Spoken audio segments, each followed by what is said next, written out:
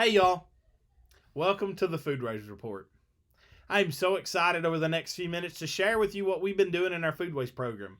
Not only with what Corey has been doing on the farm, but what we've been doing programmatically with Grow Appalachia, Dumplings and Dancing, Forks of Troublesome Foods, what the farmers market's doing, and how we're looking to be bigger and better even in 2020, and some cool new things coming down the pike that I'm really excited to share with you guys. But before we get started, I just want to take this time to thank each and every one of you all. Setting on a board sometimes is not an easy job, and we've seen that over the last 6 months. But you've sat there and you've sat tirelessly, striving to continue to make a difference.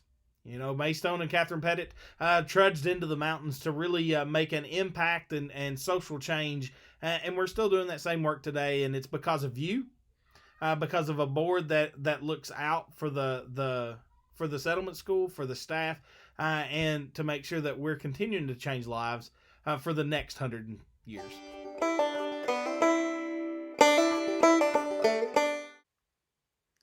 This latest edition of Dumplings and Dancing was one for the record books. We had the largest paying crowd that we had. We had folks from Canada and 7 other states. And this year we really focused on cornbread. We gathered around and talked about cornbread recipes. We had a meal there grinding corn that we turned into cornbread later that night. We changed our pricing structure, and it really worked to encourage folks to come and spend the day with us. We had a student design poster contest with the local high schools. This was the winner that was chosen, and they were recognized at Dumplings and Dancing this year. And we're really pleased with the growth and the enthusiasm that we had with it. So we're really excited for the 2020 version, November 6th through the 7th.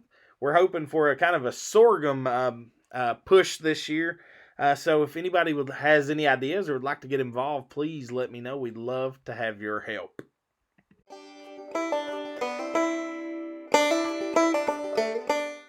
Forks of Troublesome Food is our food brand.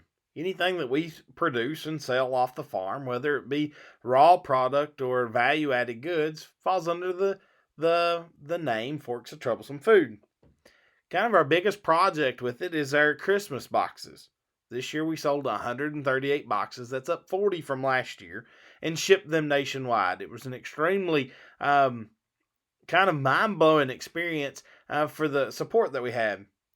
This year, for the first time, we offered a $100 box, not thinking we'd sell a lot of them, and that truly was our most popular option.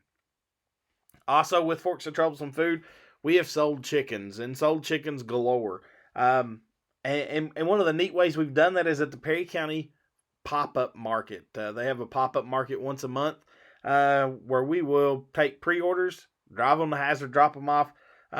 We did that 3 or 4 times over the late fall and winter, and was able to put about $1,000 back into the settlement school. So we're really excited about that. And then our CSA is starting up. This is in our 3rd season of CSAs.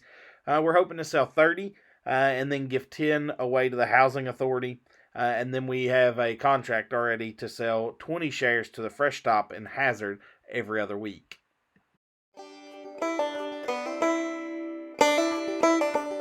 Well, we're come to maybe my favorite part, and that's our Grow Appalachia and Agri-Appalachia programs, where we're truly making a difference in the lives of families and not in surrounding counties. This year, we've enrolled 63 families, and we're planning to enroll 12 to 15 more as funding allows, and we're excited to be able to do that, especially in this challenging time.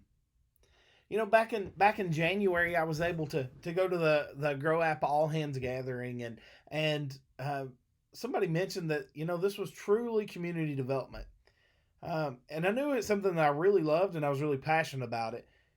But I never really thought of it in terms of community development, but it truly is, and we've grew such an amazing community that share and that respect each other. It's just absolutely fantastic.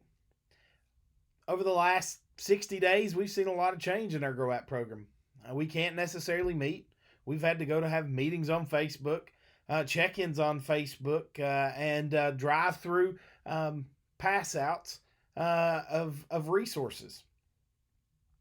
We've been doing digital check-ins, and it's actually really kind of brought us closer together. We're talking more, we're communicating more through phone. I'm getting phone calls from folks, sometimes just to chat.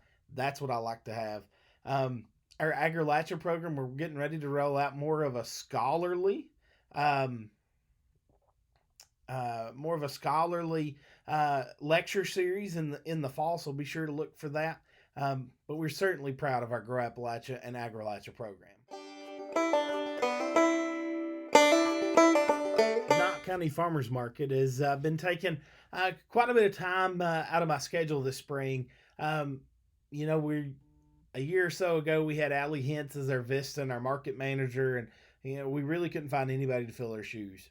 We searched last fall for a market manager and really couldn't find a Vista that really kind of struck our fancy. So as of right now, that all falls on me. So we're preparing for our 2020 market season. Starts June the 2nd. We're really excited to be able to announce that we have 10 vendors. We've never had that, but we have 10 vendors, 10 folks that have already filled out paperwork, that sat through trainings, and that are ready to accept WIC and SNAP and senior vouchers. So we're going to be able to make sure that there's food and local food available to the whole community. Um, Another really exciting fact is with this pandemic, it's looking that the Friday morning market that happens at the extension office may not happen until July, if it happens at all. So at this point in time, the market committee is looking at having the market both days there at the shelter there on campus, and they're already kind of considering that might be a permanent fixture, and that may become the permanent farmers market pavilion. So pretty excited about the growth there, and really excited to get started with the 2020 market season. So I'm sure some of you may have already heard our kind of exciting news, but um, about a year ago, App Harvest, the big massive greenhouse company that set up in Moorhead, made a visit to campus, and we really connected. I started talking about ideas and thoughts and of this farmer training program that's been in my head really before I got to the settlement school, but certainly once I kind of became solidified in my position and saw the resources and what we had, it made the perfect sense that this is where we could really make a lot of difference in our local food system.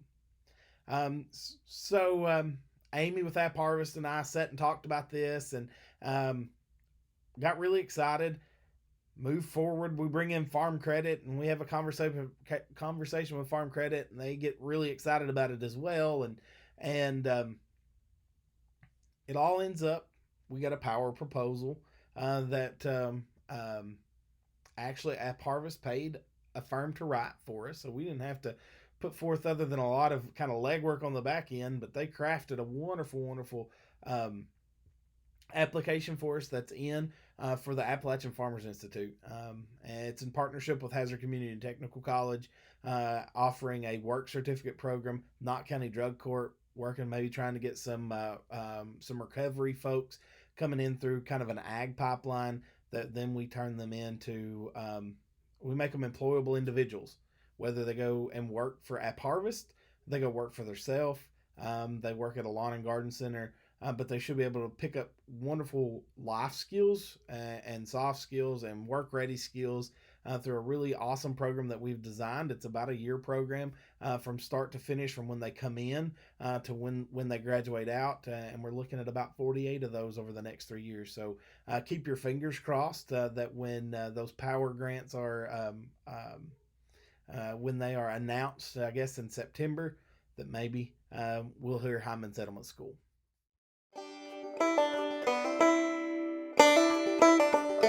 I know I'm probably being a tad long-winded in this video, and I apologize for that. But I do have some final thoughts of some things that have happened. It's certainly been an eventful little bit for the settlement school, but you know, our office for quite some time was in Uncle Saw's cabin. I'll be the first to say when the new hostas were being divvied out, and all of a sudden I walked in and I didn't have a name on the door. I was pretty crushed, pretty aggravated. I didn't necessarily want to be in a nasty old cabin um, where you could see through the walls, but sitting in that cabin, it really helped me connect with the settlement school and the work even more.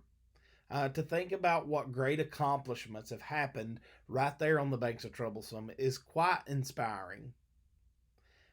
And to see that we're still doing that today. Amidst all of our heartache and our trouble and trials and tribulations that we've had this spring, there was a week that I really want to just touch on that I think really kind of hits the nail on the head of what we should be doing at the settlement school. It was one of those crazy weeks where there was stuff every day, every night. It was bonkers. I wasn't getting home till late, and luckily, the settlement school is family friendly, and our families could come. But it started with a big read. Ola had this wonderful literary program with families reading together. They had 15 or 20 families out reading. That was just absolutely spectacular.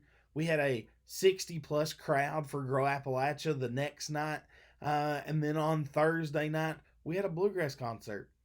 Those days may have been mixed up. It may have been a Thursday, Monday, and Tuesday. I'm not sure. But it was a short time period where we were doing lots of things that the community were coming to us for an entertainment outlet, for a way to educate themselves, and for a way to congregate and develop. Folks, that's what the settlement school is about. And I really appreciate, once again, your dedication to the settlement school and for the ability that it's still here.